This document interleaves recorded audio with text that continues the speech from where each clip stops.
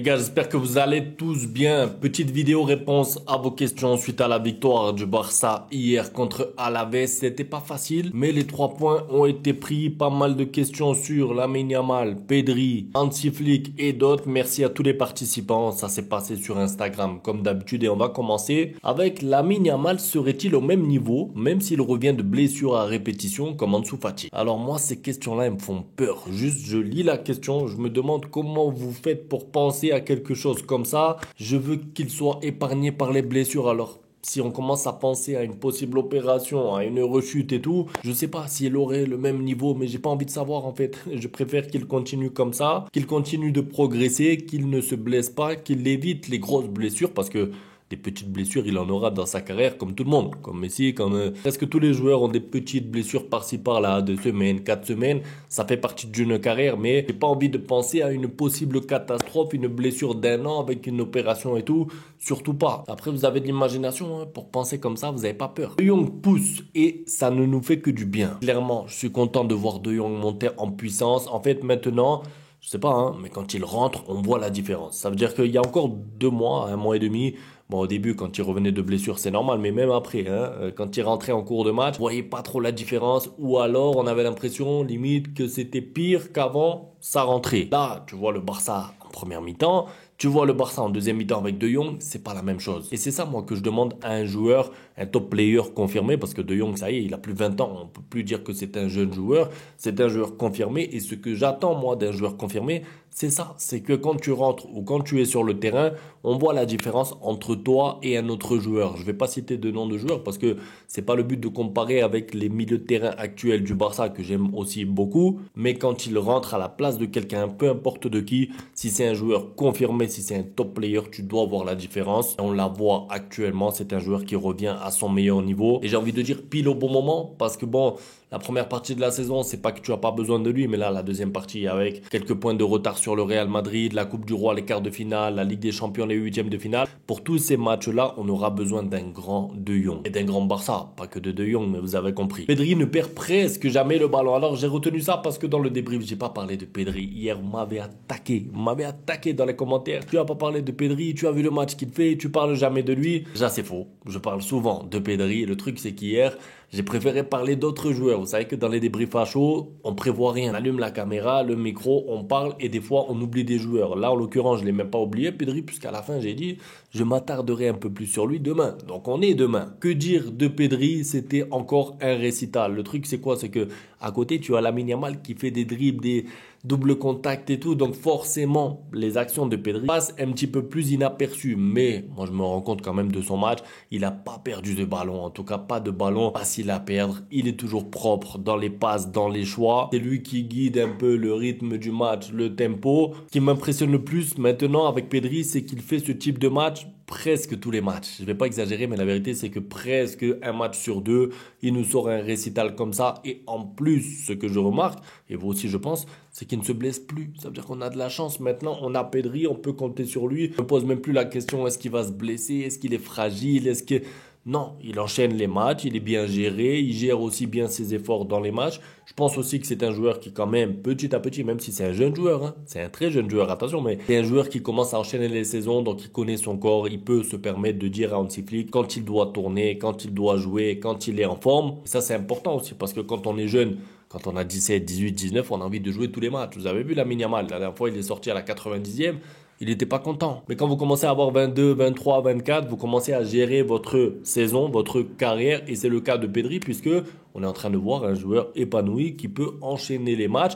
C'est un peu le cas aussi de Dembélé là-bas au PSG qui s'est pas blessé l'année dernière, il s'est pas blessé cette année. Alors on peut toujours revenir sur le staff médical du Barça, est-ce que c'était les responsables et tout. Mais quand un joueur commence à connaître son corps, commence à savoir quoi faire, ne pas faire, et d'ailleurs c'est Pedri qui l'a dit lui-même en début de saison, j'ai compris quelque chose sur mon corps, j'ai compris comment gérer mon physique. Alors on sait pas si c'est l'alimentation, si c'est l'hygiène, si c'est le travail, si c'est la musculation. Je pense que c'est un ensemble de tout. Et du du coup, ça nous permet de voir Pedri chaque semaine sur les terrains. Et plus un match oui, 2 semaines non. Un peu comme Dani Olmo en ce moment-là. Dani Olmo, on le voit plus, on sait pas. Moi, je pensais qu'il était blessé 10 jours. Au final, ça va faire 20 jours, 25. Bref, Pedri, bien sûr, nous a régalé. Et lui, c'est un peu comme De Jong. Ça veut dire que s'il continue comme ça, il va nous faire beaucoup de bien sur la deuxième partie de la saison. Lamine Yamal égale Messi, c'est clair. Bon, quand même, restons mesurés. Mais 17 ans, ce qu'il fait en tout cas, c'est incroyable. Et les comparaisons avec Messi, en fait, elles vont continuer. Ça veut dire que ça y est, j'arrête de me battre pour que les joueurs ne soient pas comparés. C'est pas possible parce que c'est deux gauchers, parce que c'est le Barça, parce que c'est la Masia, parce que il y a plein de choses qui fait qu'ils seront comparés. Maintenant, moi, si vraiment je devais le comparer plus à un joueur, ce serait plus à Neymar, non? Je sais pas. Pour moi, dans son style de jeu, il me fait plus penser à Neymar qu'à Messi. Après, bien sûr, comme il est gaucher et tout, bon, il sera comparé à Messi. Les dribbles qu'il nous offre, le spectacle qu'il nous propose, vraiment, est venu nous égayer un peu les matchs du Barça. Même quand on se rappelle des matchs ennuyants sous Xavi, les 0-0, les 1-0. Là, c'est vrai que c'était un 1-0 hier, mais t'as quand même 2-3 actions dans la tête. T'en as une de Rafinha incroyable, t'en as 2-3 de Lamine Yamal. Je dirais, il y a du contenu, en fait, maintenant dans les matchs. Après, bon, Lamine Yamal comparé à Messi, en fait, ça va être trop dur pour lui. C'est-à-dire que s'il est comparé à Messi, les gars, c'est combien de ballons d'or? C'est 8 ballons d'or, c'est 40 et quelques trophées collectifs. C'est trop dur. Franchement, la barre est trop haute. Maintenant, c'est pas. Le football, c'est aussi les records qui sont faits pour être battus. Tu suivras ça, mais ça va être difficile. On a trouvé pire que Getafe. En fait, c'est pas pire que Getafe, c'est les équipes qui commencent à copier ce que fait Getafe puisque ça marche. Ça veut dire que elle se dit comment on peut embêter le Barça, comment on peut battre ce Barça en faisant des fautes, en gagnant du temps, en jouant bloc bas. Voilà les ingrédients pour embêter le Barça. Si en plus tu as la chance d'avoir un arbitrage clément, hein, on peut dire ça comme ça, un arbitrage qui te le permet, qui te laisse faire des fautes, qui te laisse mettre des coups, qui te laisse gagner du temps. Si tu as un arbitrage comme ça et que tu mets tous ces ingrédients, t'es sûr de pas prendre 3-4-0 déjà. T'es sûr de tenir, t'es sûr d'embêter le Barça, t'es sûr de leur mettre un peu de stress au bout d'un moment dans le match. Là, en l'occurrence, il y avait 0-0 à la mi-temps. Donc, tous ces ingrédients réunis, couplés à l'arbitrage, fait que tu peux embêter le Barça sans vraiment beaucoup de talent. Salut Loguito, le meilleur match de Chesney. Force à toi depuis le Sénégal.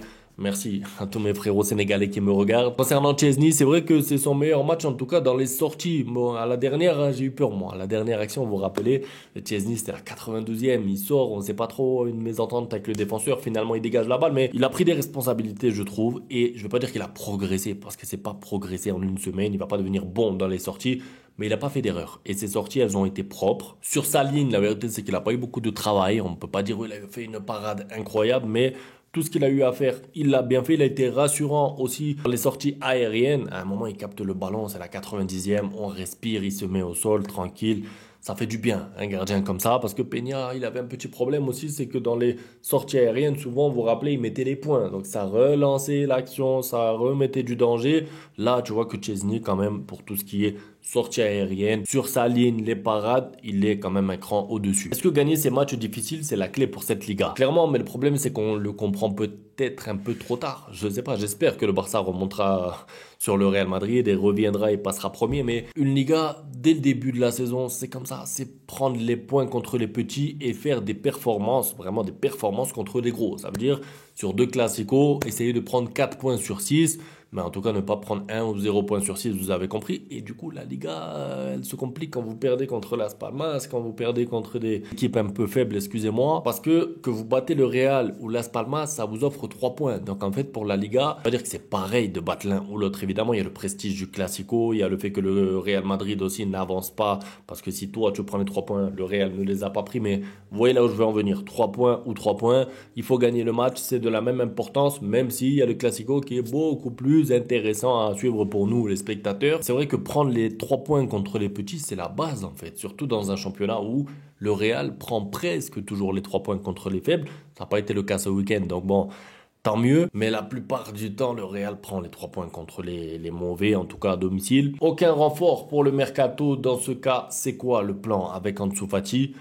Écoutez, pour Ansu Fati, moi, j'ai pas envie d'être méchant avec lui, mais c'est sa décision. Donc, c'est sa responsabilité. Maintenant, s'il ne joue pas, s'il joue peu, s'il disparaît petit à petit des radars, si ensuite il n'y a pas beaucoup d'intérêt pour d'autres clubs, c'est malheureusement son problème. Ça veut dire que là, c'était, pour moi, hein, le meilleur moment pour partir et se relancer. Parce que si tu ne joues pas là toute la deuxième partie de la saison, allez, on va dire qu'il va jouer 4 matchs.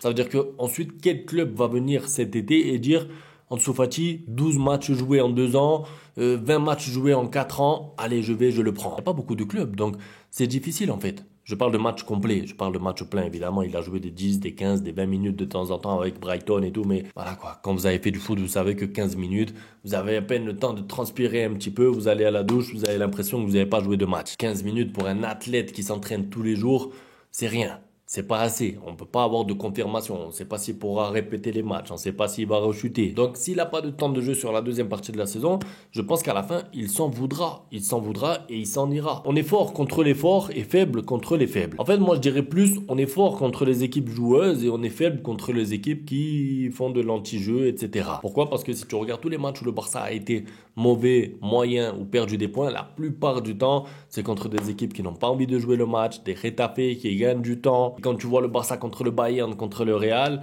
c'est quoi? C'est 5, 4 buts marqués, ça fait 13 buts marqués en 3 matchs par exemple. Clairement pas pareil. Après bien sûr, tu as sûrement aussi la question de la motivation. Je pense que des joueurs, des grands joueurs du Barça sont plus motivés à faire un grand match contre des Bayern, contre des Real que contre des Las Palmas et des Getafe. Mais le problème, c'est que c'est contre ces équipes-là que tu joues ta Liga. Vu le calendrier du Barça, on a l'impression d'être éliminé de la Ligue des Champions. Il faut faire 5 sur 5. Tu es d'accord? C'est un petit peu bizarre parce que tu vois que dans 10 jours, je crois, il y a même pas dans une semaine, un petit peu plus, il y a le Real qui joue contre City, il y a le PSG qui joue là-bas contre Brest. Il y a les barrages quoi, et nous, on n'y est pas. Mais je suis content. Je suis content de ne pas y être. Je voulais pas que le Barça y soit et ça rajoute des matchs, un risque d'élimination, etc. Il faut justement utiliser ça pour se concentrer sur les compétitions d'à côté. Ça veut dire que comme tu dis, il faut faire le 5 sur 5, il faut passer en Coupe du Roi en demi-finale. Voilà les objectifs pendant que les autres équipes vont lutter, vont devoir faire tourner des rotations parce qu'ensuite ils ont des matchs en jeu en Ligue des Champions.